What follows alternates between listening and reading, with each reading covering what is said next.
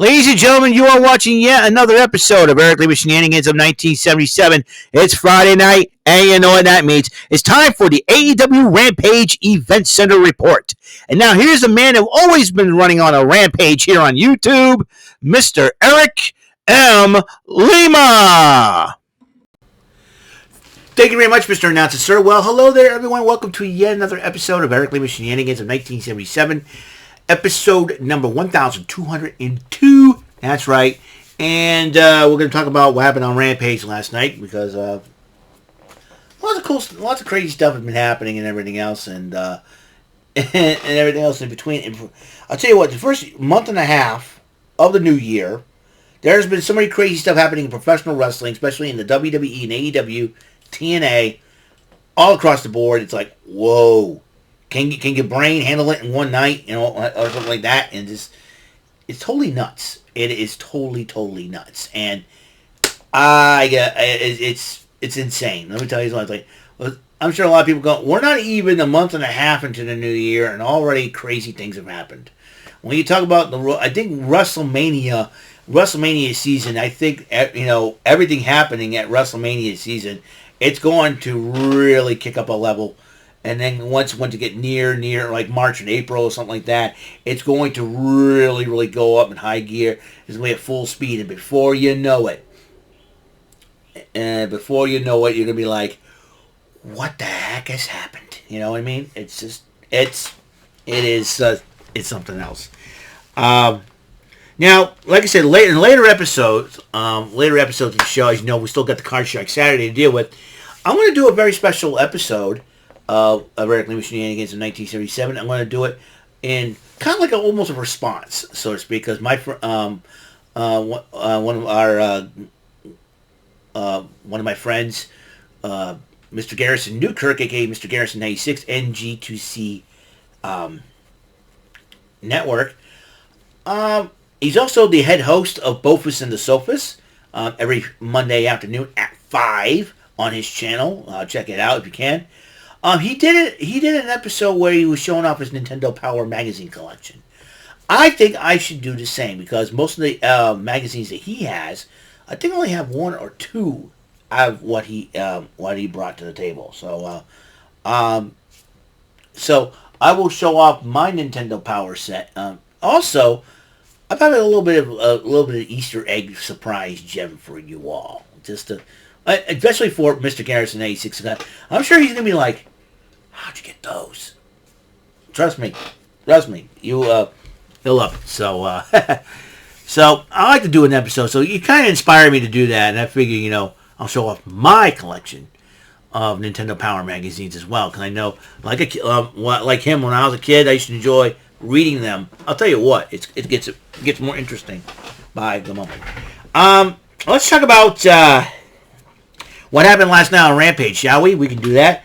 A trios matchup, as you know, Best Friends Chaos group. The Best Friends of Chaos. That's what I should call them. The Best Friends of Chaos. That would be Rocky Romero, Trent Beretta, and the AEW International Champion Orange Cassidy. Freshly squeezed went up against the Undisputed Kingdom. That would be the team of Roderick, Don't Call Me Ned Flanders Strong, and the Ring of Honor Tag Team Champions Matt Taven and Mike Bennett, fellow Massachusetts natives. And I remember watching them live at the Whalen City Festival at one point. Was it years ago? Probably the early 2000s, I do believe. That's a long time I've seen it. And to see these guys grow and go on TV and all that, worldwide TV, and do their thing, it's really cool. It's really cool to see, and really cool to say, hey, I saw these guys live, And I have a picture with Matt Taven on top of that. And we interviewed Matt Taven on Rant and Rave. That's even cooler. So, kind of like did the whole trifecta thing, so to speak. Seen him wrestle, had a picture with him, talked, and interviewed Matt Taven. It's a triple crown. I triple crowned up with Matt Taven on that. Pretty cool, huh? Weird, huh? Cool. It's like if I triple crown Matt Taven, and people are like, what the heck are you talking about? I don't think it's something sexual. No, not like that. Nothing like that. Trust me, nothing like that, man. Like I say, now you triple crown with your favorite wrestler. Yeah, watch him live, okay? You watch him live, like not on TV, but watch him live. Well, Grand Slam, you watch him live, watch him on TV. You have a picture with him, and you talked to him, you interviewed him. So kind of did all that in the span of years. I don't know. People are like, you're crazy, man. All right, so so the Undisputed Kingdom won the matchup, and I tell you, Roderick Strong. I think Adam Cole is going to do what he did with the Undisputed Era when him, Roderick Strong, Bobby Fish, and Kyle O'Reilly held all the gold in NXT. Adam Cole was the NXT champ. Roderick Strong was the North American champ. And Red Dragon, a.k.a. Fish and O'Reilly, were the tag team champions in NXT. They kind of basically done it all there, you know. Imagine if they decided, well, their contract expires at AEW, go back to the WWE. Could you know, that could be like they blindside somebody. I'm like, okay, the Undisputed Era is back. You know, you never know, but that ain't happening right now. Adam Cole's pretty. They're doing pretty good in AEW. The Young Bucks, or as I call them, the Young Sucks, or Beavis and Butthead, or Mutt and Jeff, you know,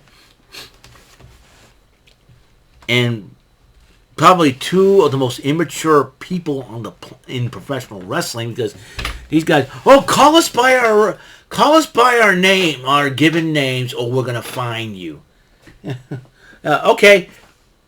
You will call us by Nicholas Matthew Jackson. I say, yeah, whatever, Beavis and Butthead. You know, Mo and Larry, you know, without Curly, you know. Because they're a couple of stooges in their own right. Although Dave Meltzer could be Curly for them. Anyways, I digress. They took on the team of Mondo Rocks and Robbie Lit Rocks.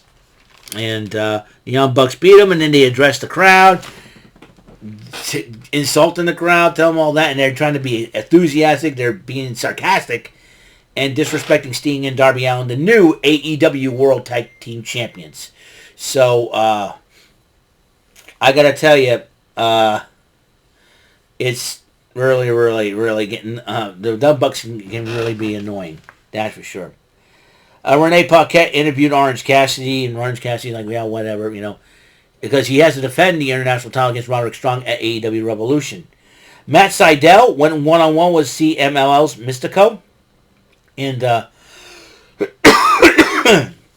Mystico, ended up winning the matchup. Renee Paquette's been busy. Busy lady. Busy lady.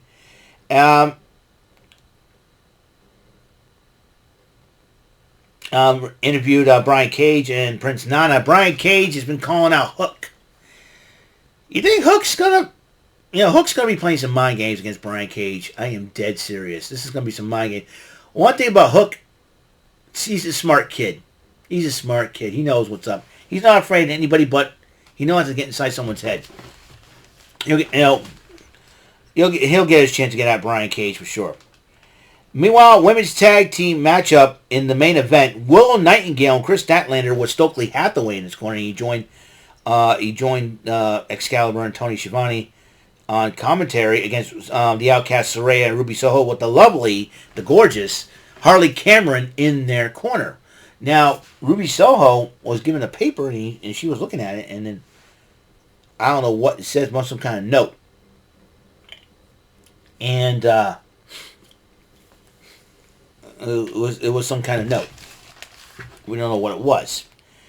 So, and it was a match, and the match was pretty good, and then Saraya kind of misfired when I think she went to go hit Will Nightingale while Ruby Soho was holding her, and she hit Ruby Soho. Saraya apologized, and Ruby Soho was like, nah. And then Ruby Soho recovered from that, and Saraya was getting rocked by Will Nightingale. She wanted to go look for a tag, and when she lunged for the tag,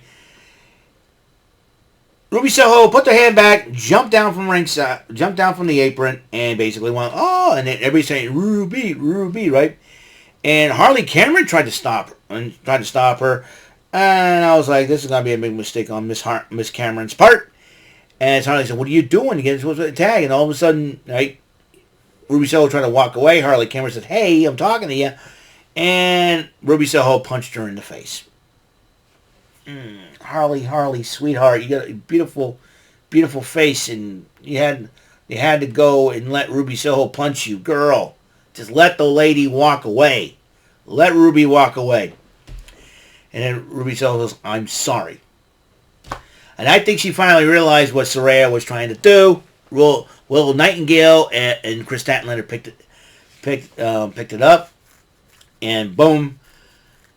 Chris Statlander made the pin. 1, 2, 3.